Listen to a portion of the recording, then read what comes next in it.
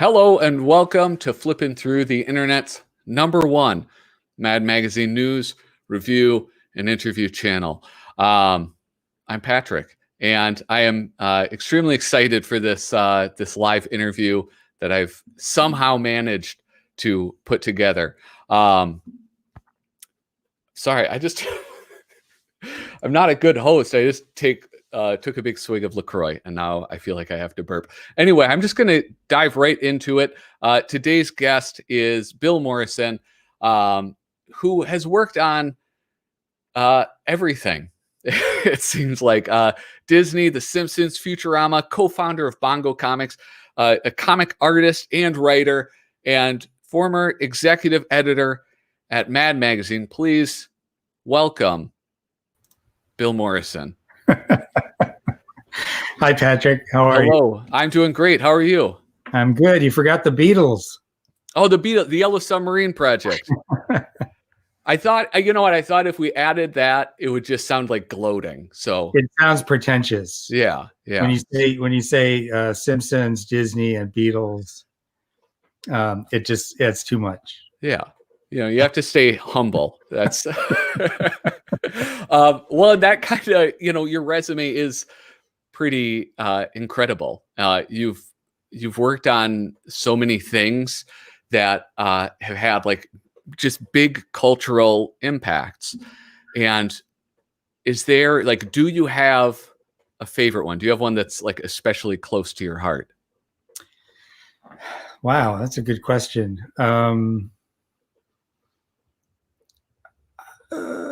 It's weird because Disney, the stuff I did for Disney, that goes back to my probably like my 6-year-old self, getting to do posters for Mickey Mouse and Peter Pan and the Jungle Book and things like that. But then Mad Magazine, my inner 12-year-old went just absolutely bonkers when I got that job. Yeah. So it's hard to, those are probably the two, between Disney and Mad. Yeah. But they both affect me differently for different times of my life. Yeah. Like I remember when I did the Prince and the Pauper poster for Disney. That was the first time I got to draw and paint Mickey Mouse and Donald Duck and Goofy. And so that was, like an incredible moment for my inner, like I said, my inner 6-year-old, my inner 7-year-old. Yeah. And then, the same for Mad, but me at a later age. Yeah. Well, and I imagine having something that you paint and draw, and it's not just getting to play with those characters a little bit, but it's then something that's displayed prominently. Yeah. It's not something that's like, I mean, I can draw Mickey, not well, and nobody's going to see it because nobody wants to see it. But to have your work displayed by something, it's like, yeah, I could see why that would be a pretty big one. Yeah, sometimes you do things and you don't ever see them again. You don't see them out in the world. But yeah, probably the first time I did a Disney poster and I went to a theater and saw it hanging in the lobby, that's a big moment. Yeah. Or when somebody comes to a convention with something that you did and they ask you to sign it. Because you get to, that's the first time it's kind of real. Because like even issues of Mad Magazine, we worked very hard on them. We put them out there. But, unless you see it on a newsstand or see it in a comic shop, it doesn't seem real. Mm-hmm. But the moment you do, it's like, oh, there it is. We did that. Yeah. Yeah. Is that frustrating as an artist? Or, I mean, is it something that you sort of become accustomed to put time and energy into projects for any company and then just have them sit in a drawer for all you know? Yeah, you kind of get used to that. I think if you're not doing a lot of work, say I was in a job where I did, just general advertising illustration, and I would expect not to see those images again out in the world. Mm-hmm. and then suddenly I do something that's, more prominent and I see it. That's a little bit different because it's few and far between. But when you're doing one after another, you sort of do get used to, okay, that deadline is met, it's out the door, let's go on to the next one. Yeah. And you sort of forget that other people are experiencing it. Yeah. All right. Is that's it in a way? I think. I mean, I'm not a creator, so I don't. I can't totally relate to this. But interviewing other artists, some of whom are apparently in the chat right now. We have Kyle Bridget. We got Tom Richmond dropping in. Wonderful to see you guys. Hello. But talking to some of the artists about that cycle of submitting work and submission and rejection as they're trying to get a foothold in the creative industry. It seems like it's a similarity to that of, you submit something and you just have to sort of divorce yourself emotionally from it so that you can keep creating.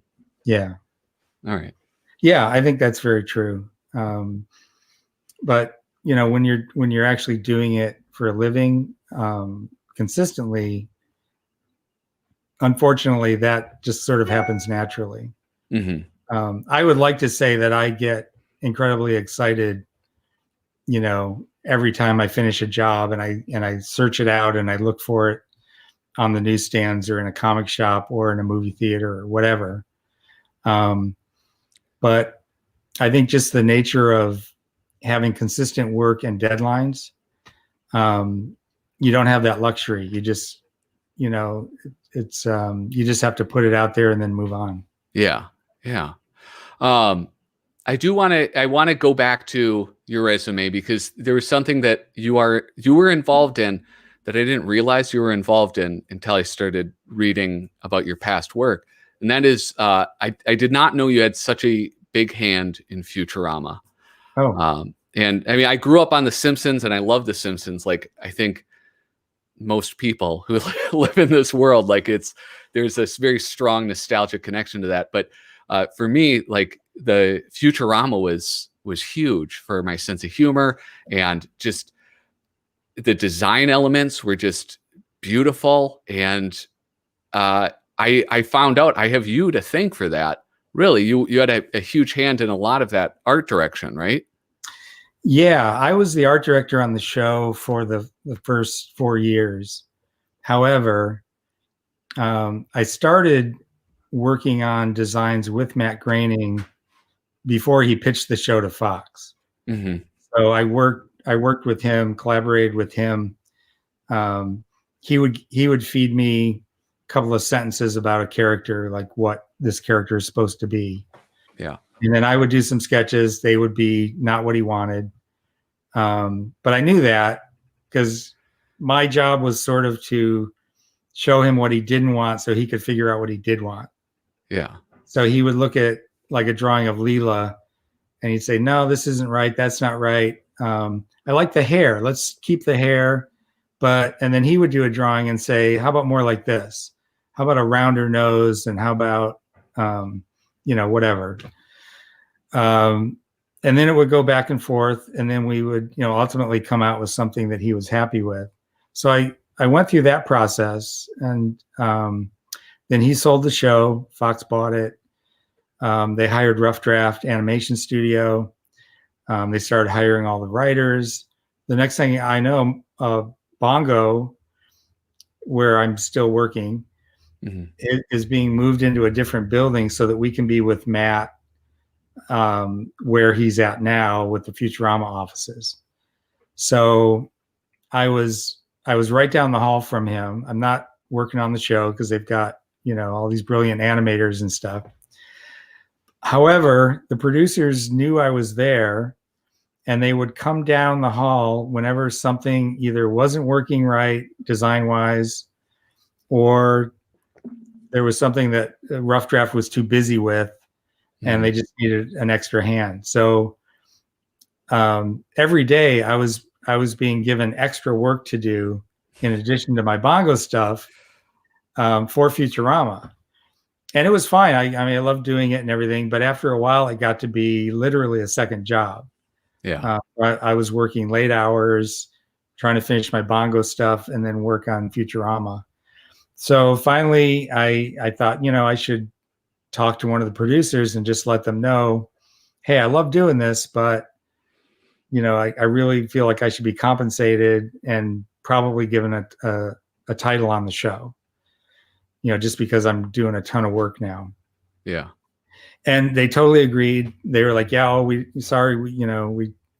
just been so busy. We didn't think about it, but you're absolutely right. So we're going to give you an extra salary for the work you're doing on Futurama. What do you think your title should be? And that's not a question anybody ever really gets asked. Yeah. You usually apply for a job and, that you get the title you're given, but they're actually asking me, what do you want to be called? Like what? And I said, well, what I'm really doing is mostly design work. So I'm designing characters, I'm designing props, backgrounds, vehicles. And they said, oh no, we can't, you can't be character designer. You can't be prop designer because Rough Draft already has people with that title. So we got to give you something else. And I said, well, I don't know, what is there? What? I'm going to leave that up to you. And they said, how about art director? And I said, that sounds a hell of a lot better than character designer. Sure, I'll be the art director. So for most of my time on Futurama, I was a designer. I wasn't really art directing. Mm-hmm. However, the person whose job was art director, her title was co-producer. Okay. And she got pregnant and went on maternity leave. And because I was working very closely with her anyway, and knew her job, while she was on maternity leave, I became the art director. So all the designs started coming from Rough Draft. I would make notes. I would pass them on to David Cohn and Matt Groening. And that's what the art director does. The art director looks at what the animation studio is doing. Normally, the art director works at the animation studio. This is kind of a unique situation where I'm working directly for Matt Groening, who's the producer of the production company. But I would, it was intense because I would, some days I wouldn't get anything from Rough Draft, and other days I would get a packet of designs like this thick. Yeah, they'd save it. Yeah. Save on messenger costs. Yeah. So I would, I would just have to stop what I'm doing, look at the designs, and I'm sort of thinking, well, this is a note I would make, but I'm not Matt Groening and I'm not David Cohn. So given what I know about their sensibilities, what would they want to see? So a lot of times the notes that I would give, if it was just me, I'd be like, yeah, that's great. It's perfectly fine. But I'm thinking now like Matt Groening, and I'm saying, no, the nose has to be bigger or whatever. Mm-hmm. And then I would pass those on to Matt and David. They would either agree with me or disagree, and there'd be a little back and forth, and then it would go back to the animation studio. So technically I was the art director, but mostly not. I always like to make that clear because it sounds like saying that I was the art director, it sounds a little more lofty than I think what I actually did, although I was very much involved early on with the core characters like Leela, Fry, Bender, Professor, Zoidberg, Brannigan. I just just hearing their names puts a smile on my face. And so to me, it doesn't matter if the art director is like the absolute proper title or character designer. I mean it's amazing to me that you got to work with that. And and thank you for that. Oh, you're welcome. It's wonderful. That, as much as I've done with The Simpsons, it's it really is gratifying to have been in on the ground floor of something. And we didn't know Futurama would click. People would go for it. And in the beginning, it kind of didn't click because it was on Sunday night at 7 p.m. And, if the weather's nice, who's sitting inside watching TV? Well, a few people were, but it also kept getting preempted by football and baseball. Yeah. And whenever games would go long, okay, Futurama's out, we'll save it for next week. So that 5th season that it had originally was just because there were so many episodes that piled up from being preempted that they had literally a whole season's worth of stuff that people hadn't seen. Mm-hmm. Yeah, it seems like corporations have a tendency to sort of push aside the creative endeavors. Fox seems especially guilty of that, where they'll just be like, we have the NFL contract. Get out of here. We have something else. Yeah. Now, one thing I'm curious about is like getting more into like your travel towards Mad. You were at Futurama. You co-founded Bongo Comics, and you make your way to the executive editorship of Mad Magazine. How did that come about? How did that opportunity present itself? Well, I think most people who know Mad know that DC owns Mad, or Mad's a part of DC. And you probably know the way that happened was just that it was owned by Mad was owned by Warner Brothers, and so was DC. So DC wasn't really a part of Mad, or Mad wasn't really a part of DC until Warner Brothers decided, after Bill Gaines died, we've got this magazine. What do we do with it? Oh, we also have a comic book company. That's kind of like Mad Magazine. Let's let them run it. So Mad gets folded into DC. They're in New York and everything's fine. And then Warner Brothers decides, we're doing all these movies and TV shows. We want DC out in California where we can all be in the same area. So the guys at Mad weren't real crazy about the idea of moving to California. So they resisted and said, no, we're a New York magazine. We want to stay in New York.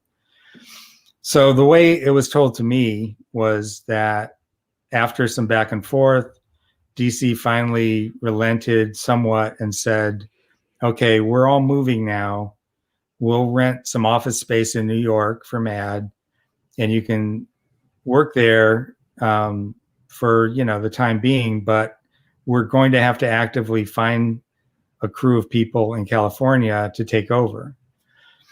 And so I think it was about a 2-year period where DC was looking for someone to take over Mad, and they weren't advertising it. They weren't like actively, like putting out a job notice, but the publishers were, kind of keeping their eye open for who might be the person that could take over Mad and build a new team. Yeah. I was working at this point. I had stepped away from Bongo, but I was still with Matt Groening, and I was working on Disenchantment, which is his new Netflix show. And when I was still being paid by Matt Groening, but when he sold the show to Netflix, suddenly everything changed, and now I'm on Netflix's payroll. And I get this call from the lawyers telling me that you need to sign this agreement with Netflix. It's exclusivity contract, so you're only going to work for them. Oh, and by the way, we're going to have to shave your salary a little bit. And I said, oh, okay, well, what do you mean by shave? What does that mean? And they said, well, it's in the agreement, just take a look. And if you have any questions, give us a call. Yeah. So I get the agreement. I'm looking it over. I get to the part about the money. And it turns out that shaving my salary means cutting it by a third. You're like, this is the opposite of what happened with Futurama. Yes. So I went back to the lawyers and I said, I don't think I can make this work. I've got a mortgage and, car payments, insurance, all this stuff. I don't think I can do it on only 2/3 of what I'm making. And they said, well, we'll go back to Netflix and see what we can do, but, can't guarantee anything. And I said, well, look, the only way I could possibly make this work is if I'm allowed to do other things, to work for other companies. So if I can also do freelance work in addition to my work on Disenchantment, as long as it doesn't interfere, I understand that. And they said, well, we don't think Netflix will go for that, but we'll ask. So turns out Netflix said, okay. So suddenly I'm signing a new agreement and it says I can work for other companies as long as those companies don't compete with Netflix. So I couldn't work on another animated show, but I could do comic book work. So I contacted the publisher of DC, Dan DiDio, and let him know what my situation was. And amazingly, I mean, unbeknownst to me, he had been looking for someone to take over Mad. And the minute I said, I actually just told him I was looking for some freelance work. But then I added, oh, and by the way, if you have anything else, something more permanent, I'd be interested in hearing about it. And I was thinking, maybe they'd make me the editor of Bugs Bunny or the Cartoon Network stuff. I really wasn't. Mad wasn't even on my radar. Yeah. I just assumed, the geniuses who were doing Mad back in New York would always do it. And so Dan wanted to go to lunch and talk to me about this, kind of mysterious opportunity I knew nothing about. And so while we're at lunch, he's telling me about the guys at Mad in New York and how they didn't want to move to California. And he's been looking for 2 years for someone to take over. And I'm just sitting there and I'm like, it's starting to dawn on me that he's about to ask me to take over Mad Magazine. And so imagine that you're like sitting there trying to have a poker face and, your inner 11-year-old is just going bonkers. Like, there's just like fireworks going off in my head. And finally he says it, he says, so if you're interested, we'd like to, move Mad out to California and have you run it. And I don't know what my face looked like, to be honest, but I was trying really hard to just, be Mr. Cool. Yeah. Okay, oh yeah, well, I'll consider that. That sounds like something I might enjoy. Yeah. I'm pretty busy at Netflix. We'll see if I can swing. That's amazing that it was that it came like that in that sort of surprise scenario. Yeah. So I mean, like you talk about that sort of that like 12-year-old feeling of where it's like, I got to keep my cool. Were there any other feelings that followed that? Like when you got home and you realized yeah. I mean, once I really had the job, I obviously, naturally, I think just started thinking about the gravity of it. You start thinking about the fans, you start thinking about, the fact that Mad's a national institution. All those interviews that you've seen in the past with people like Jerry Seinfeld and, all the writers on The Simpsons and David Letterman, whoever you've seen on camera talking about how they grew up reading Mad, and that's what led them to a job in comedy. You just start to realize how important it is. Like, it's like I described it this way. I did an interview early on and somebody asked kind of a similar question. And I said, it's like somebody hands you a Fabergé egg filled with silly putty, and your job is to get the silly putty out of it without breaking the egg. And that's what it felt like to me. It felt like I've been given this thing that is super important to everybody in the world, and I can't break it. I gotta keep it intact, and I have to somehow also draw humor out of it. And so it was that kind of thing where it just, the gravitas of it sort of dawns on you.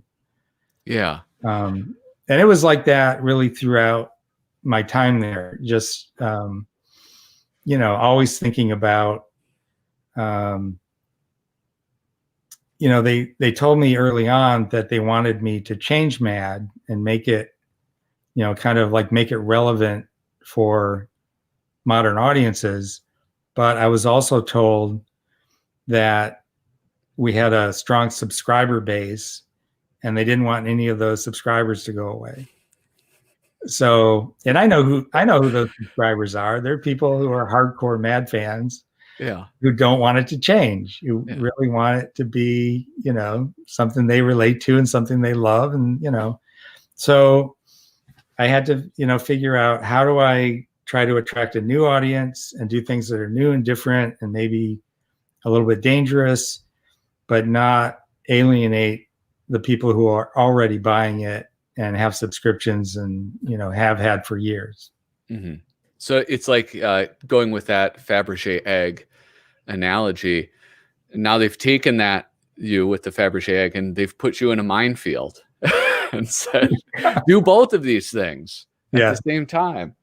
I think knowing that Tom Richmond's watching, I'm gonna give him a shout out and if Ian Boothby is watching as well, one of the things that we did was one of the big shows on TV at the time was Riverdale. Yes. And one of my favorite Mad satires of all time is the Starchy. We have. That was always one of my favorites. And I remember thinking when I first started seeing Riverdale and seeing what they had done with those characters, and they brought in a lot of sex and crime, and I thought, those characters in the Starchy satire would probably look at the Riverdale characters and think, man, we're like choir boys compared to you guys. Like, you're way worse than we ever were. And so that set me thinking, oh, that would be kind of a cool way of doing something that's new and different and relevant to today. Mm-hmm. But also, a callback to the Mad of the past that I grew up with and love, and that I know a lot of the other subscribers would love. Yeah. So we did. Tom brilliantly drew and Ian brilliantly wrote something that married Riverdale and Starchy together, and I thought that was when I saw the finished product on that, I thought we did it. We did mm-hmm. something that struck that balance that's, I think, going to keep the fans happy, but also maybe attract some new readers. Yeah, absolutely. And I want to go back to that. Before we do, though, we have some guests. Tom, he does wave to you. He says hello. Mimi Cruz says, I love you. We love you, Bill. Hi, Mimi. Hi, Susie. Yeah, Suzanne Hutchinson. Is Suzanne Hutchinson, I betray my ignorance often on this channel. Is this the current art director at Mad Magazine? Yes. Susie is, I hired Susie to be Mad's new art director, and it was the best decision I made while I was at Mad. I have to say, I am honored, Susie, that you are tuning in. I know it's for Bill, but I'm honored anyway. And Dalton Vaughn, he says hi to Susie, but I believe he said hi to you too earlier. Loved how that turned. Loved how that turned starchy. Yeah, I want to talk about that, and I think I've heard Didio talk about. I'm a big DC Comics guy. It's my collection is DC Comics and Mad Magazine. And a lot of times with DC Comics, they talk about, well, the comics in general, like you play with these characters, but you don't want to break those characters. Mhm. And like, despite the fact that some of them have been around for like, 70 years, they can be broken. And Sometimes they tell you to break them. yeah. And sometimes that's not the best advice. Yeah. But to me, it's, you want to, like what you were saying with not losing subscribers, you want to reinvent things, and you want to bring new things in, and you want to also honor that past and keep the characters intact. And one of the things, I don't know, Tom was on the show recently, and I don't know if I communicated this to him all that well. The starchy part of that first issue was so amazing and reassuring. You have like that chicken fat in there, like Will Elder was here. And for those old fans, I think that was so reassuring. Like, oh, this is in really good hands. These are like, one, they're still artists that we recognize. It's not like they cleaned house, but they know all of these things about Mad that we as fans love. And I think that was pretty awesome, the way that balance was struck. Yeah, we tried very hard to keep the just the spirit of Mad alive. And those of us who worked there, we were all different ages. I was the oldest, but there were some of us in our 40s, some in our 30s, and our 20s, and we all had sort of different eras of Mad that we grew up with. And we tried really hard to just keep those spirits alive, the spirits of those various eras. And it was, I think we all considered ourselves fans. And so when you do that, when you're not just putting out a magazine where you're trying to guess who your audience is and do something that they're going to buy, when you're a fan and you are the audience, then the thing that you're thinking about every day is what's going to make me laugh. What is it that I'm going to want to see in the magazine? I think we all pretty much did that. Yeah. You said, so DiDio said, do these two things: hold the egg, walk through the minefield. Were there things though that you mentioned starchy, of course, when you got this responsibility, were there things that like jumped into your head, like this is something that I want to do, this is something that I always wished they had done? Were there ideas that were popping into your head when you first got this job? You mean in terms of like changing it or making it more relevant? Yeah, well, maybe either making it more relevant or just some of like the initial ideas that you had that you could bring into the magazine. I don't recall anything specifically that I thought, this is something I've always wanted to do. Now I'm going to inflict it on the Mad audience. Yeah. I think we all just sort of thought, well, some of the things that we tried to do to just sort of bring new ideas and new challenges to Mad had more, I think, to do with the things outside the magazine. So, things having to do with our social media, our well, one thing that we were planning to do was a live Mad show, which would be a live comedy event. And we came very close to pulling it off. We had an event planned for, it was going to be in Hollywood. And we were probably going to have it live streamed so that people across the world could see it. And it would all be, big name comedians, but very Mad themed and Mad focused. Yeah. So that was one of the things. And we just, we wanted to take Mad more into the 21st century with things like, Twitter and Instagram and et cetera, and doing things like live comedy shows. But also keep the magazine something that was, building subscribers and, just building a bigger base than we had, which was already pretty big. Yeah.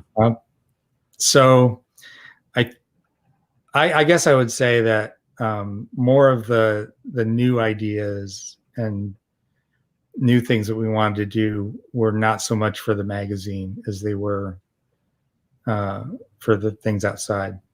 Yeah. So reaching out, trying to grow the reader base. Yeah, readership is perfectly cromulent word. All right. I do. Bob. Hey, Bob. Bob is here. Embarrassing. I'm glad Bob showed up now and not at the live stream I did a little bit ago, because I read his last name, but I read it as a full name, Liz Agara. And thankfully, Kyle was there to point out my ignorance. Bob, that cover with all the dummies that you did quite recently. Oh, yeah, that was cool.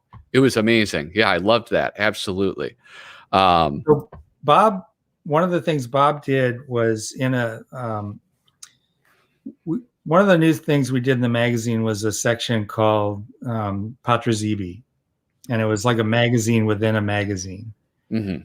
And the reason we did that is because Warner Brothers really wanted Mad to generate intellectual property beyond Spy versus Spy, beyond Alfred E. Newman. Yeah. They wanted to have things that they could turn into movies and TV shows and video games. Yeah. My feeling, and I think the feeling of most of us there, was that some of these ideas are great ideas, but they're not necessarily Mad ideas. Mm-hmm. And so we were coming up with a lot of things that didn't seem to really fit Mad Magazine, but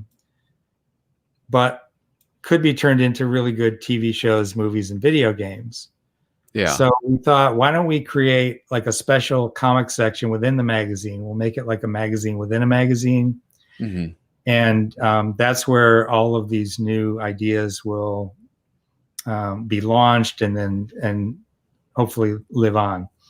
So Bob did one, Spaghetti and Meatball, which is a really fun strip. Yeah. We had Luke McGarry. We had Carrie Callan. So I think Carrie Callan did that one I just had up, I believe. Yes, Carrie did that. That was actually one of the rare times when we bought something that had already seen, I don't know if it saw print, but it had seen the internet. Yeah. So this was an image that Carrie had done and had been on the internet, and we loved it, and we made it the cover of the Patrazibi comics. Yeah. It's interesting to hear that story about sliding these into that sort of comic within a comic format, because as a reader, when I saw those, and along with like the new Mad logo, which was a nod to the original Mad logo, I assumed it was sort of a nod in that same way, where it was moving into storytelling in that traditional comic form. Mm-hmm. But so was that not a thought as much as I attributed it to you guys? Are you talking about the logo or? Oh no, the Patrazibi comics. Yeah. I'm sorry. I guess I'm not understanding the question. All right. So when like with the Patrazibi comics, like the way I read into that is that it was sort of that was brought in as a way to pay homage to the original Mad comic format. Oh, I see. Yeah. Not really. Okay. No, I just, for myself, that wasn't really a thought that I had. Yeah. maybe some of the others recognized it as something that was sort of paying tribute to the comic book version. But for me, it was really just a way of accomplishing the task that we were given to try to come up with new ideas to, to make Warner Brothers happy. Yeah. And how much came down from Warner Brothers or DC about, kind of encouraging you to incorporate specific ideas? Dan DiDio and Jim Lee were both really great. They were co-publishers. They were very encouraging and very helpful, supportive. I think sometimes they would get directives from up above them, way up the Warner Brothers chain. Yeah. Things like you need to generate more intellectual property, stuff like that. So we would get directives that we didn't necessarily feel were right for Mad. It didn't happen very often, and I never blamed Dan and Jim for it, because I know they were big fans of Mad, just like we were. Yeah. And so they really wanted it to, I don't think they wanted it to change all that much. They just wanted to see the sales go up, and ultimately they wanted to make their overlords happy. Yeah. Well, and that's, when I was thinking about that, hold on, I have to compose myself and recapture my train of thought. I will take a sip while you. So one thing I've been curious about is that the relationship with a mega corporation. Like one of the anecdotes I had heard was with Antonio Projas, and how, he was the Cuban refugee who came and he was able to make comics about whatever he wanted. And he very much enjoyed that freedom, except for one time when Bill Gaines was like, take that cigarette out of the spy's mouth. And that was like the one time where he kind of stepped in and was like, I will censor you on this occasion. And so, I was just, to me, having that very different atmosphere than the circumstances under which Mad started. And I mean, there's not so much a question in here as just a wandering thought that I'm expressing. Well, I know that, I don't know how the relationship worked really when DC and Mad were both in New York. I do know that when Mad was in New York and DC was in California, John Ficarra would have to send the finished magazine to Dan. Dan would look it over. I think he would occasionally make maybe minor changes, but it was always pretty close to the print deadline. So I think it was like there was like an understanding that it wouldn't be anything major. Like if something could be changed, it couldn't be something drastic. But I don't think, from my impression, I don't think there was a lot of input prior to the point at which John sent Dan the finished magazine, the finished issue. Yeah. For us, because we were right down the hall from the publishers, I think they took advantage of that. Now Mad's here. We'd like to see things a little bit sooner. Because it's not an issue of, we got to, put this thing in the mail, or we've got to put together a PDF and send it. They could now just, look at our printouts. We could just do Xerox printouts, go into the conference room. They could look everything over. So it became a regular thing. First, we would do cover pitches. So we would, Susie and Doug Thompson and I and Bern Mendoza would work on putting together, as many cover ideas as we could do before the meeting was scheduled. And then we would go in and we would, lay them all out. show them to Dan and Jim. Sometimes they would bring some marketing people in just so they could look at what was going to be coming out and, give us any input. We didn't really, their input, it wasn't like, oh, if they said something, we've got to change it. Yeah. It was more just, oh, you're doing this thing on, this movie, we can really jump on that. Yeah. It was kind of like keeping them in the loop. Mm-hmm. But, sometimes we would go in with a bunch of ideas that we thought were great, and the reaction wouldn't be what we had hoped for. Yeah. So we'd have to go back to the drawing board, and, I think that added a little bit of an extra layer of work for us. And it was an element of oversight that I don't think the New York Mad had. Yeah. I might be wrong on that, but that was my impression. Yeah. That because we were in close proximity, there was a little more input from the publishers from DC than had happened before. Yeah. So a lot of the people that watch this channel it's a fan channel. And so, sorry. Oh, it's all right. It's a fan channel. And so, I think a lot of people who watch it, like me, are ignorant about, some of the roles of a magazine. And so, Susie is here in the audience, and, she is the art director. You are the executive editor. What is, how do those roles look, and how do they differ? You are, like, as the executive editor, you are the person who is, the buck stops here, so to speak. But what are like the different, those two roles specifically I'm interested in? Well, I know I had to go to more meetings than Susie did, although she probably has to go to those meetings now. It's kind of, I think it's kind of, a little bit unique, because I'm also an art director. Mm-hmm. So I was maybe, I really can't speak to how John handled, like looking at illustrators and deciding whose work was going to be in the magazine and whose wasn't.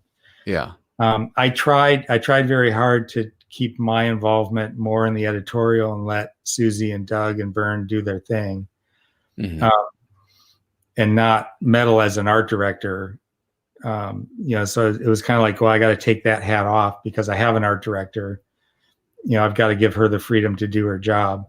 Mm-hmm. But being the fact that I am an art director, I think that couldn't help but just naturally play into my decision making as an editor as well. So, but I think in general, the way it works, basically, for every issue, I would meet with the editors. We're constantly getting pitches. Yeah. And I had a big slush pile on my desk, and the editors would kind of champion people that they had brought in or things that they read that they thought were really good.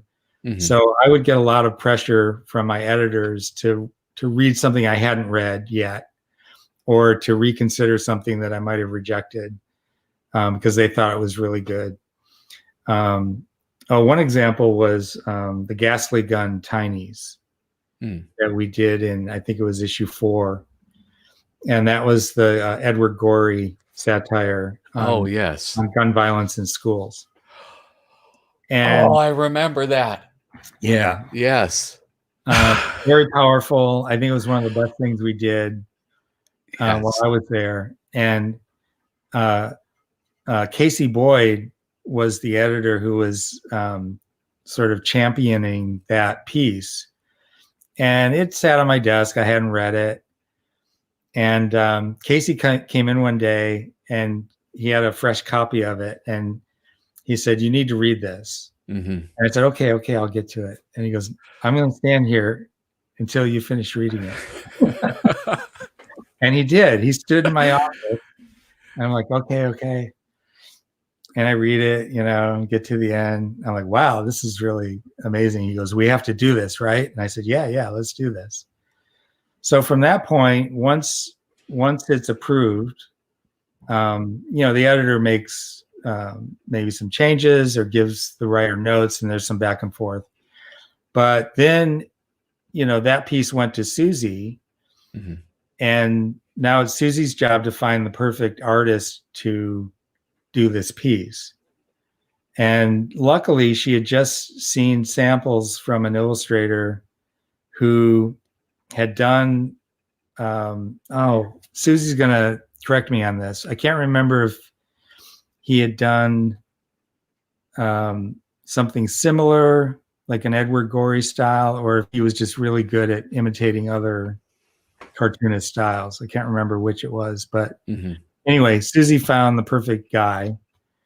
And then it goes through design. Doug does his thing, designing the pages. One of the things that I wasn't, because it wasn't the way we did it at Bongo, and comics are very different than doing a magazine, was Doug would, for most artists, he would design the spread or the multiple spreads, whatever it was, after getting the script and before it went to the illustrator. So the illustrator would draw to fit what Doug had designed. The way we always did it in comics, and also the books that we did at Bongo, because we did some books that were not comics, Simpsons books. We would get a script, somebody would draw it, and then we would just make it fit. We would, like, the design would be an afterthought. We would kind of make it work. And it was always good, but it never occurred to me, like, to design the page first and then have the artist draw it. So that was how that process went.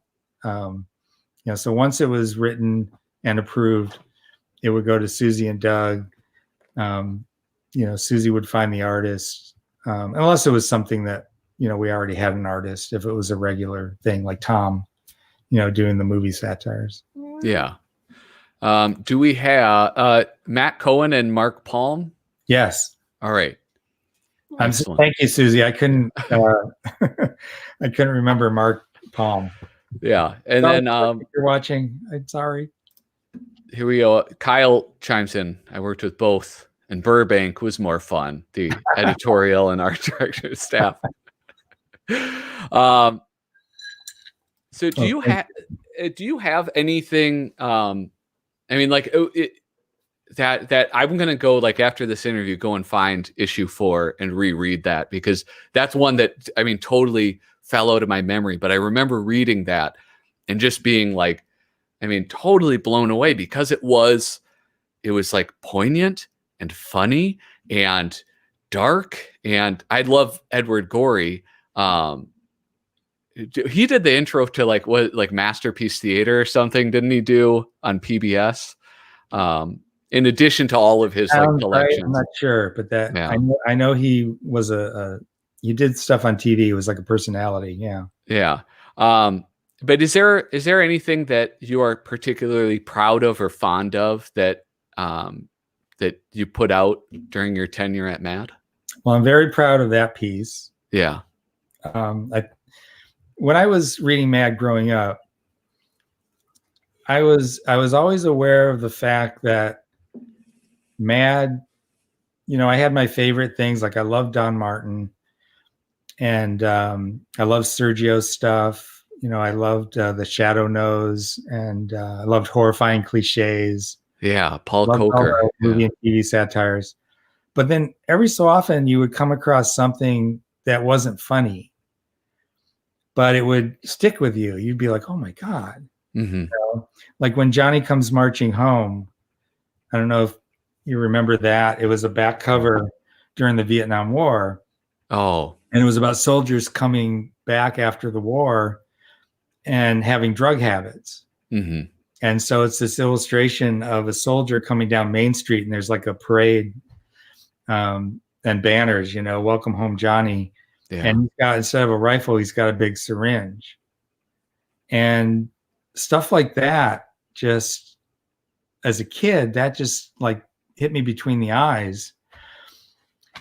And as an adult, like looking back at Mad and now being in the position of editing Mad, I started thinking, well, what's Mad?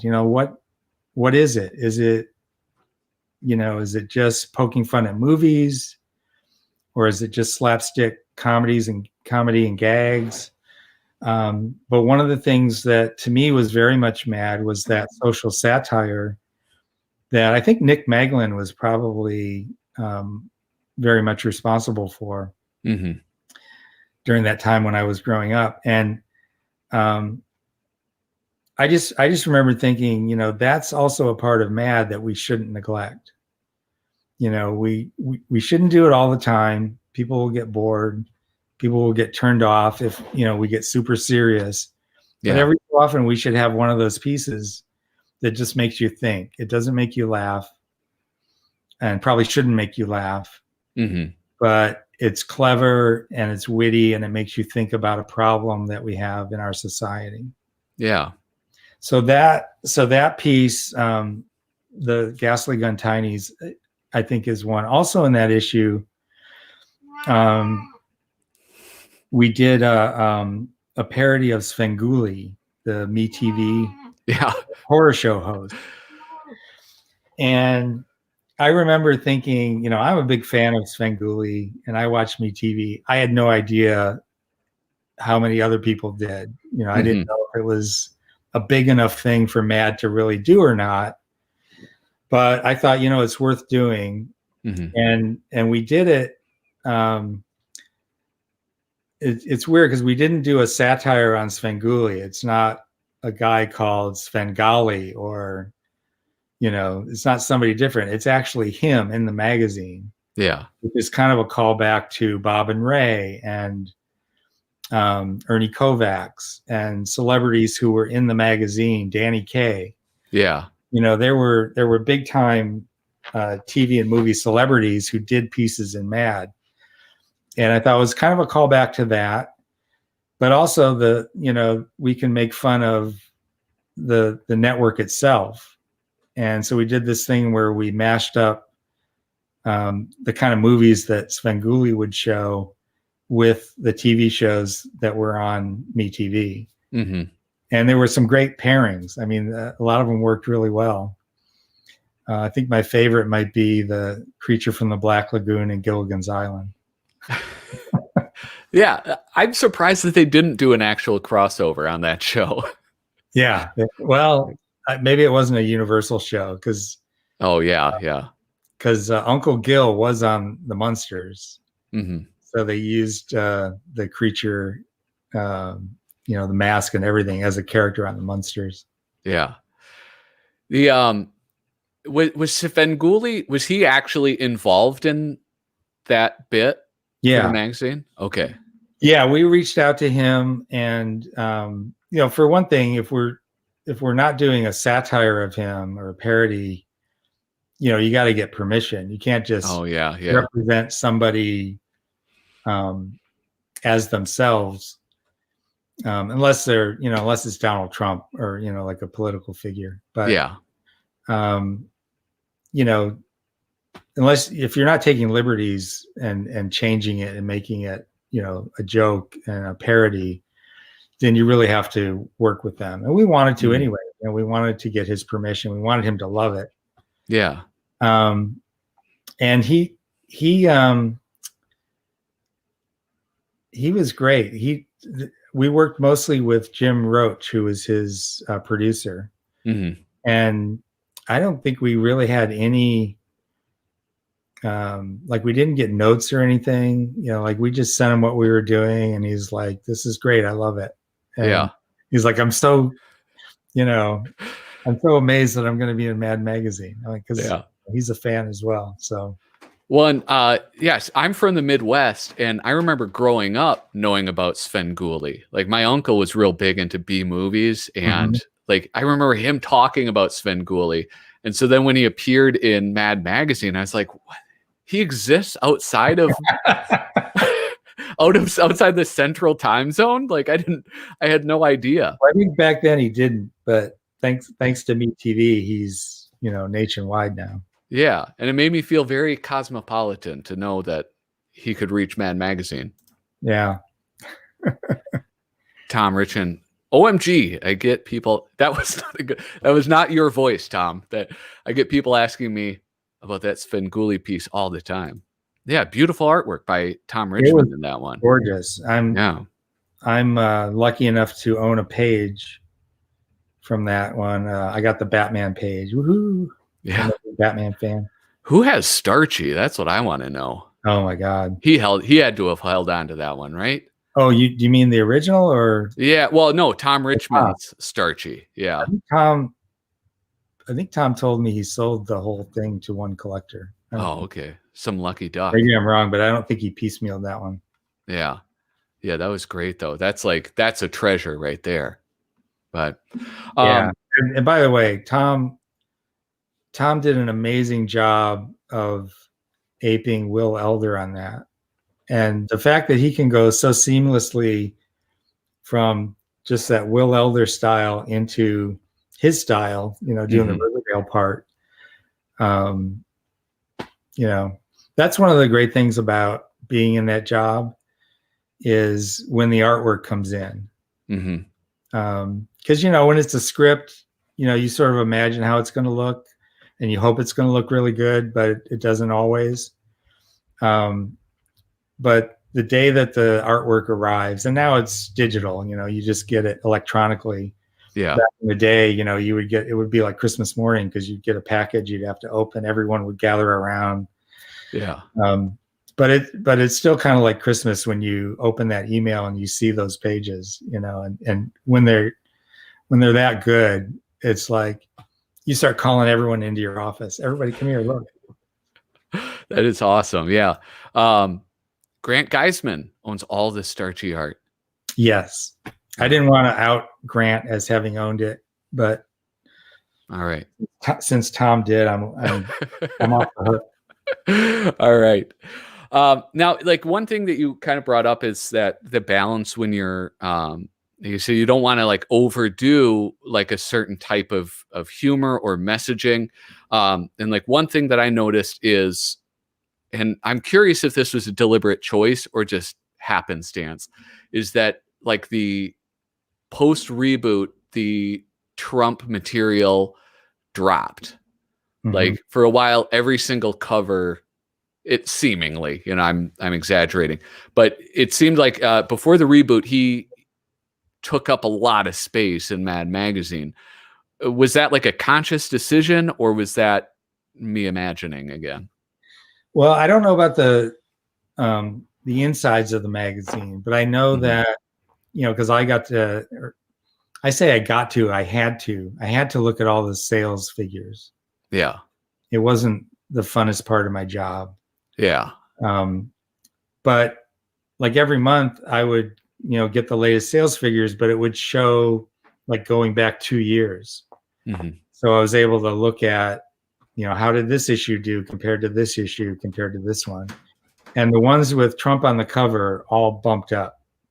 Oh, yeah. So I assumed that the conscious effort to put Trump on the cover was there because they knew that, if sales aren't so good the previous issue, let's put Trump on the next cover and then our sales will go back up. I think the fact that we were sort of rebooting gave us a pass on that. So even though DC knew that if we put Trump on the cover, the sales would go up, I think they wanted to give us the chance to do something different. Yeah. And not feel like we were tied into that. So we did, we took advantage of that. Yeah. Although we did jump on, there was so much Trump material that had not been collected in the first Mad About Trump. Yeah. We did, as soon as possible, jump on, we went through and we went, okay, what hasn't been used yet? Oh, we have a book for another book. Great. Let's get Mark Fredrickson to do I don't know if you remember, if you saw the Coppertone cover that he did. Yeah, I was about to, the one with Putin, and Yeah. Trump is the little puppy pulling down his skivvies. We had great. Yeah, that was great fun. Well, yeah. All right. So yeah, that's, I mean, it's, that's interesting. I mean, it's predictable though to me, like what you were saying about like him bumping up the cover, like the little sales spikes every time he appears.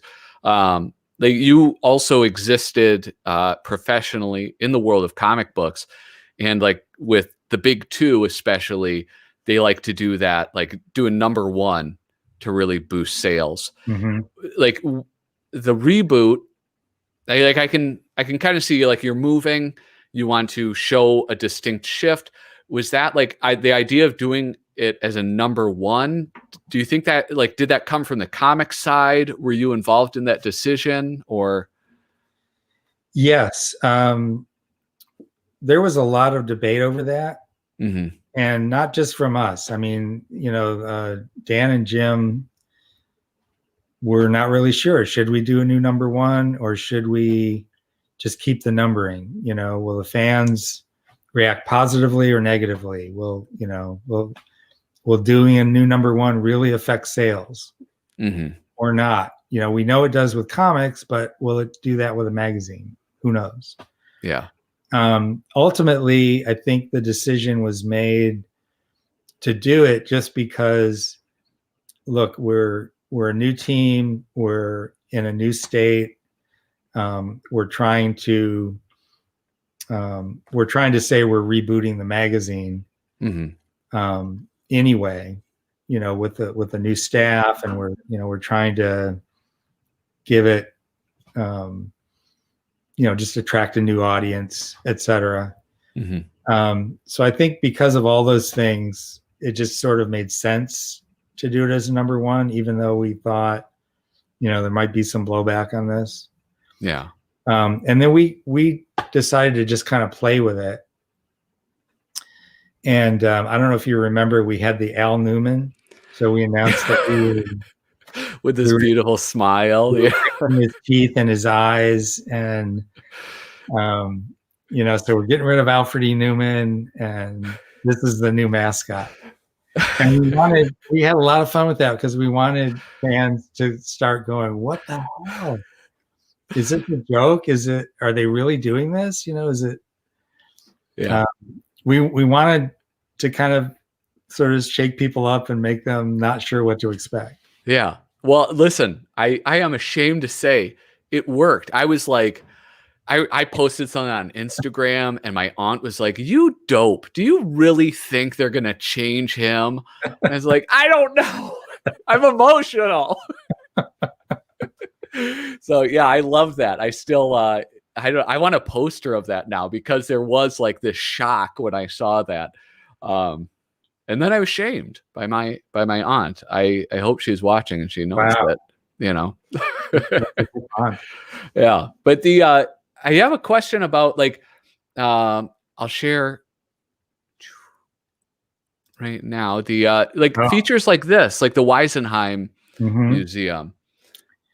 I wonder, am I going to get in trouble on YouTube? I'll crop it. The name Weisenheim, I think, was my idea, but I think this concept was Susie's, because Susie was connected with a lot of really cool illustrators who were just, you know, kind of out there, but you know, really fun and cool. And I don't know, she might correct me, but I think it might have been her idea to have a page or a spread maybe, where we showcase, you know, artists who might not be regular artists in Mad, but sort of have a Mad vibe. And we can do a little interview with them or get them to write, you know, sort of a little essay on their experience with Mad growing up, and how Mad influenced them as an artist.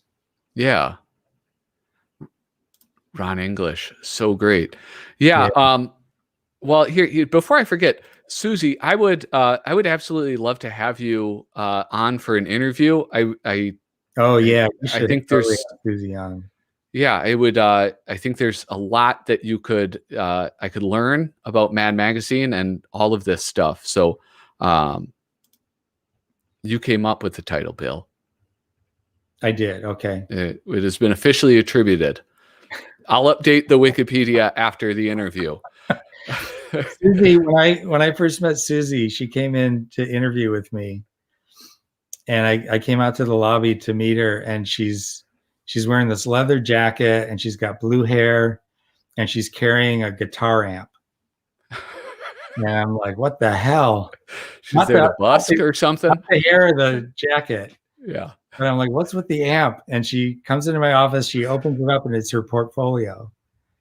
So her portfolio case was designed to look like a guitar amp, like a 50s amp. And we had that was the best interview.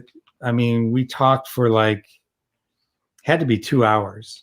I mean, like it went way beyond, because we just had all these things in common. I had this bust of the creature from the Black Lagoon, and it was right behind me. So she was sort of forced to stare at it the whole time. And she would sort of lose focus with me and start staring at the creature. And she told me later that was a big distraction anyway, I don't know why I mentioned that. But, that's a real power move. It was great. Yeah. In retrospect, if I ever have to hire anybody again.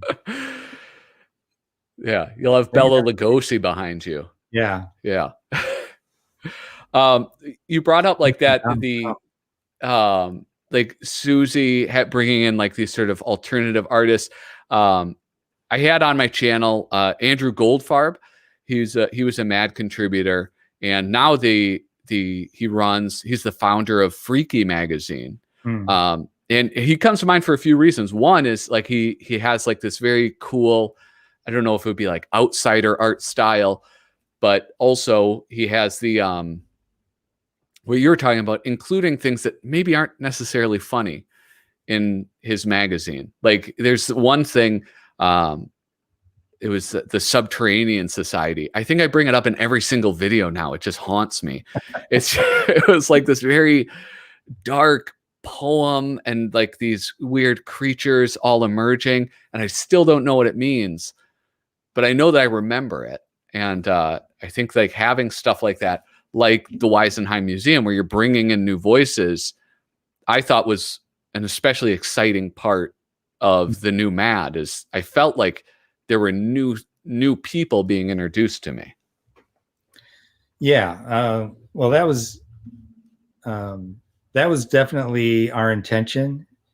And I think Susie was probably most instrumental in that. I mean, the editors brought in new writers, to be sure. Mm-hmm. But Susie was really constantly looking for just great illustrators and new people to get involved. Yeah. We're at an hour and 13 minutes, and so I want to make sure that I get this question in.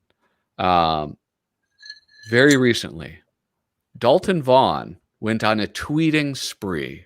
Mm-hmm. And he mentioned that perhaps American Bystander and you, Bill Morrison, are in cahoots. There seems to be some rumblings. I don't know where cahoots even is. Well, I was hoping that you could shed some light on that. If you could tell us anything about this possible project that Dalton alluded to. I think Dalton pretty much spilled the beans. I don't know if I have anything to add. I have been talking to Mike for at least a year. We've talked about doing a lot of different things. At one point, we talked about doing a comic book that is just like a satire of the Avengers. Yeah. Or superhero teams. But doing them really straight. Yeah. We've talked about a lot of things, but one of them is doing a magazine that I would describe as inspired by Mad, mm-hmm. but not an imitation of Mad. Yeah. So, we don't want to do cracked or crazy or sick. But, Mad is, I don't, maybe Susie can tell me, I'm not sure if it's totally reprints after this issue, but I know it's been mostly reprints for the last couple of issues. And, there's a lot of great Mad contributors who I think would like to continue getting their stuff out there and seen by the public that has appreciated their work over the years. So that's what we're talking about. We're talking about doing a magazine that features some Mad contributors, keeps them active and in the public eye, but also looking for new ideas and bringing in new people and just doing new things. Maybe some of the things that we wanted to do with the Mad reboot but never got a chance to do. Yeah. Or things that we haven't thought of yet. Mm-hmm. So we want it to be different. We don't want it to just be an imitation. But we do want it to have the heart of Mad and have that, it's definitely going to have that inspiration. Yeah, absolutely. Well, I think I did a video. I know I personally am very excited at the prospect of you helming another magazine. And I think a lot of other people are too, because there was a lot of response to his tweet, and like I did a video on it. And that, I think a lot of people are interested in what could come of a magazine with the spirit of Mad, like you said, or the heart of it. And I very much look forward to hearing any more information. And, I don't know if you read Tom's blog about it. Tom had some really interesting thoughts and ideas and things that I had never even thought about. So I encourage everyone to go to Tom's website and check that out. It's I'm trying to remember what it's called, but TomRichmond.com. No, I mean the title of the blog post, but Mad Without Mad, or that's what it was. A Mad Without Mad. And I'll put it, if you're watching this later, I'll put it in the description of the video so people can be directed to that. Here we have new issue is all Sergio Tribute on sale December 9th and is 15.375% new. All right. We have to celebrate those things whenever we can, because new content is new content. So Susie, is the new content all Sergio, or is it other people paying tribute to Sergio, or what? I haven't seen it yet. Yeah, this is good. I'm gonna be able to make a whole nother video off of Susie's comments in this video. Now the only problem is there's a delay. There's like a 30-second delay between when we talk and we just keep talking. But you brought up the like maybe things that you weren't able to accomplish when you were at Mad. Do you have like what is something that you really wanted to do but you just weren't able to do?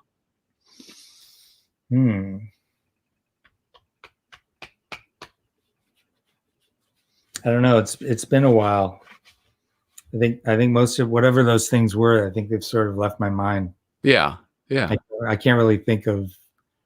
I can't think of one like burning thing that was like, oh, we didn't get to do that. Other than that comedy show, I mean, that was. There was. We were also going to do like a podcast. Oh yeah. And we had a Twitch channel as well. So I used to tell people I was really, maybe overreaching, but interviewers would ask me like, what's your vision for Mad? And I would say, I want Mad to be an empire, a comedy empire. Yeah. I want it to be in TV and movies and video games and everywhere. I want, I just want it to be, a huge part of everyone's life. Yeah. and so that's not a specific thing, but in kind of a broad way, that's something that was one of our goals that I regret that we didn't get to accomplish. Yeah. Well, and that's it. Like I berated whoever runs the DC Twitter. Like you talked about Twitch and like the social media, like getting mad out there. And I think some like brands like Mad Magazine were not good about adapting.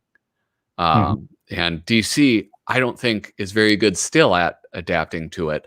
They'll tweet out a Snickers ad that they're running in their comics. And it's like, do you forget what you're actually selling? Like, why aren't you posting like, Sean Gordon Murphy's Batman, like a beautiful piece of artwork that will get people excited. And that's, so that, I don't know. And so one of the things that does come to mind now, and this goes back to the Al Newman thing, is doing things like that. When you're part of a big corporation, they have a publicity department, they have marketing. There's a lot of people who might have something to say about some crazy idea that you want to do. Yeah. And I remember there was some resistance to doing the Al Newman thing. But I really looked forward to doing more stuff like that. Like, I love pranks. I love just like making people think we're doing something totally off the rails when we're not. Yeah. We had a character on our Twitter feed named Kevin, and he was our intern. And he was totally made up. There was no Kevin, but we like planned out these. We planned out that we were going to fire him, and so like his early tweets, and his job was to like tweet stuff to promote Mad, and then little by little he starts like mentioning stuff that's going on in the office, and things get more and more inappropriate. And then finally we fire him. We got Mark Hamill to get involved. Yeah. With all his, millions of Twitter followers. And that was really fun. Not that many people saw it because our Twitter followers were not many at the time. I don't know what they are now, but I really look forward to doing more stuff like that. Just having fun, just messing with people. Yeah. So that's something I, regret that we didn't get to do more of. Yeah. I want to open it up if there's people who are watching that would also like to ask any questions of you. And during the delay, I'll ask my final question, which, you talked about the spirit of Mad and the heart of Mad a couple times, and how Mad Magazine was that, what Disney was to you when you were 6 years old, Mad was to you when you were 12. What is Mad to you now? Mad is something that I feel very fortunate to have been a part of. Sometimes it doesn't even seem real. It seems kind of like a dream. And, when you're doing a job, you sort of take a lot of things for granted, and you just, like I say, you try to meet the deadline. But every so often you sit back and think, wow, I'm a part of this really huge thing that means a lot to a lot of people. Yeah. And I just feel lucky to have been a part of it, to have put out 7 issues that, for the most part, I think were well received, that Mad fans embraced and felt had the heart and spirit of Mad.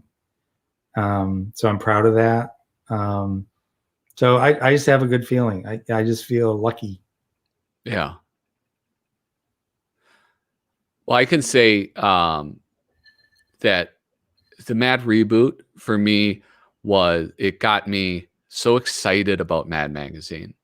And like I mentioned before, the nods to the past and the chances that you were taking were exciting, and they were fun, and I felt respected as a reader, and like truly thank you for doing that, because you created 7 classic issues of Mad Magazine, and I mean that wholeheartedly. So that means a lot. Thank you. yeah. And I'm sure Susie and Tom and everybody involved in those magazines appreciates hearing that too. Yeah. I think we all worked really hard.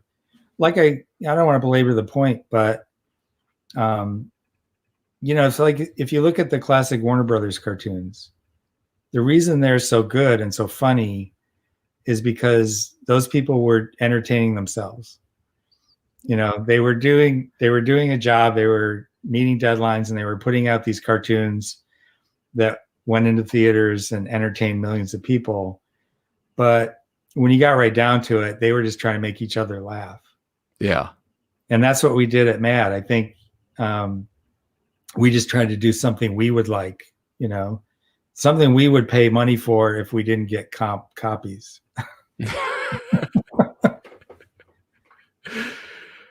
Yeah, and I truly think that came across.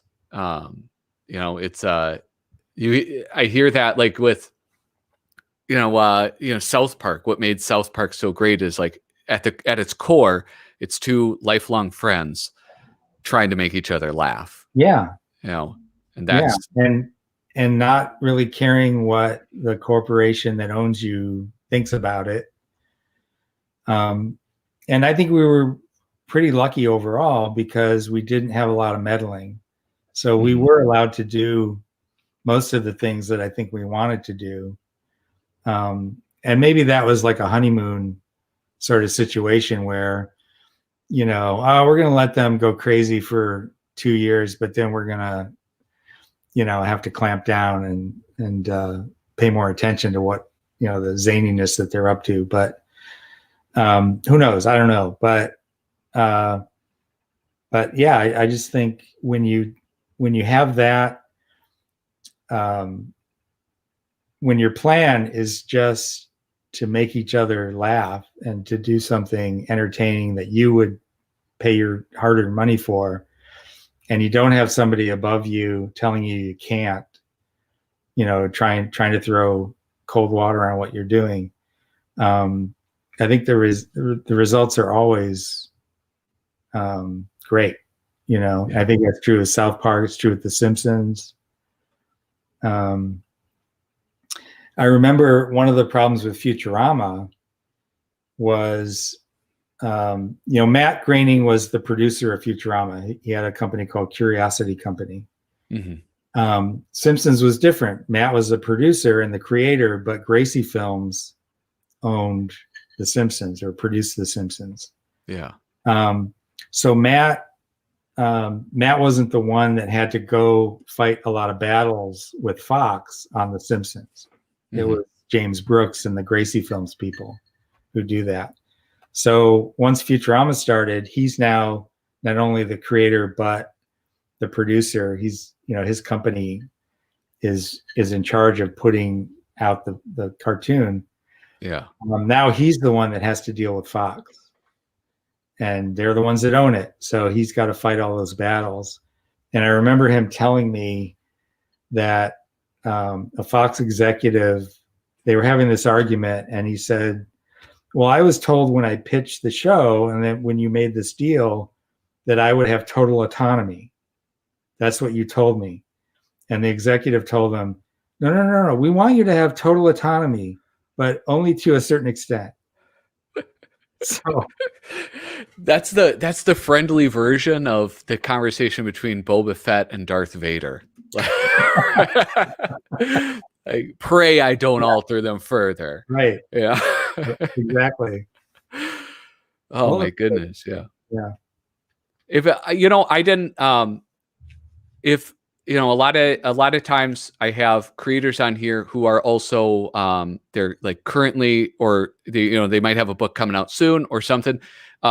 what are you working on right now? And is there a way for people who are watching this to support you? Well, I don't have anything coming out or anything that's like currently out there. There are a number of things I'm working on. I'm doing a new Beatles Yellow Submarine book. It's not a graphic novel or a comic book, but it's like an illustrated book involving the characters. And I can't say too much about it, but it's kind of like an adult puzzle game book. Oh, cool. With the Beatles characters. Yeah. So I've got that. That'll be coming out next year. I'm doing I'm doing a Star Wars limited edition print. That'll be like a gallery kind of deal. Yeah.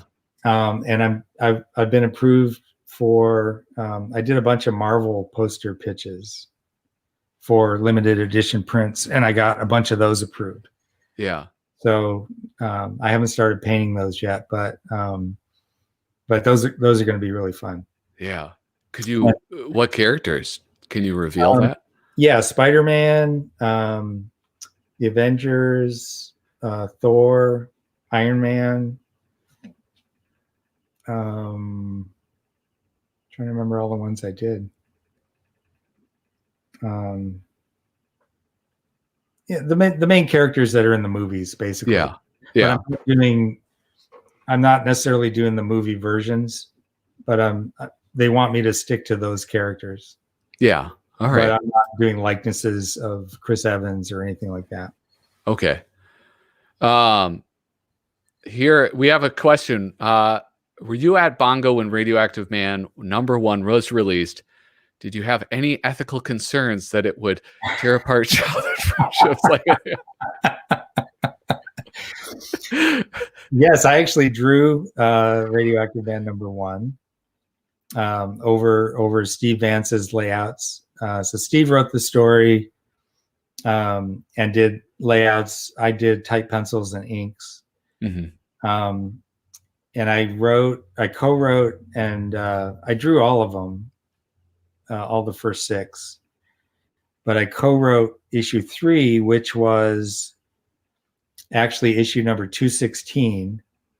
So we did this thing with Radioactive Man where we pretended that it was, see, again, this is the prank thing. Like I love lying to people, I guess. You know, I love doing things that aren't really real. So we did issue 1, which was dated 1952. Mm-hmm. And then the second issue, we jumped ahead about 10 years, and it was sort of a parody of early 60s Marvel comics. So kind of like early Fantastic Four, Avengers. Yeah. And then the third issue was a parody of the drug crazed 70s. And there was a very famous Neil Adams and Denny O'Neil Green Lantern, Green Arrow comic where Ward. Green Arrow's Ward Speedy is a heroin because he's been going undercover and he gets hooked on heroin. Yeah, from I think that was like the hard traveling heroes. Yeah, there was like a arc. Yeah, and it was funny because Steve grew up reading Marvel comics, and I grew up reading DC comics. Mm-hmm. And I never read Marvel growing up because the bookstore where my dad took me to buy comic books didn't carry Marvel. Like they carried everything else, but no Marvel. So I was a DC kid. Steve never, DC was like too goofy and weird. And he liked the seriousness of the Marvel stuff when he was a kid. So he kind of threw that over to me and he said, why don't you come up with the plot for that? Mm-hmm. So I thought, one of the, we're setting it in the 70s. One of my favorite series was Green Lantern, Green Arrow by O'Neil and Adams. So let's do a parody on that. So in our version, Radioactive Man, who's very right wing, is upset when he finds out that his ward has become a hippie. Yeah. Nothing really much more to get Radioactive Man upset. But yeah, yes, I was. I'm sorry I ruined your childhood and caused dissent. Yeah, apparently it was not a rhetorical question. Apparently, it was. This is his life. You affected. I need to hear about this. Well, we don't like to encourage Kyle too much to get to type in. You know? Yeah. Maybe contact me after. Yeah. You tweet at him, Kyle. All right. That's how you can vent. Well, Bill, thank you so much. It's been a real pleasure to have you on the show. Yeah. And yeah, thank you. Well, you're welcome. It's been my pleasure. Thanks everyone for tuning in, all 5 of you. Yeah. And yeah, I think we topped out at 9. Oh. Well, that's respectable, I guess. Yeah. Yeah. And I know a lot of people watch this after the fact, right? Millions. Yes. Millions watch it, the recorded version. At least tens of millions. Yeah. Yeah. But okay. Well, yeah, thank you again. I'm gonna kick you down to the bottom part and do my sign off thing. And yeah. Let's see if I can. Great. Thanks, Patrick. Thanks everyone. Right. Toodaloo. Thank you so much for watching. We had a fantastic turnout with all sorts of folks. Susie, pretty please. I don't know if you could just leave a comment. I would love to get in contact with you to have you on the show. Dalton Vaughn, Sketchy Works. Who else was here? Kyle Bridget, of course. Tom Richmond. Thank you for stopping by. I think Bob Lizard. I apologize, Bob, but thank you for dropping by. George, Senior Fajon, I don't know if you're still here, but thank you so much. And I will see you next time. Toodaloo.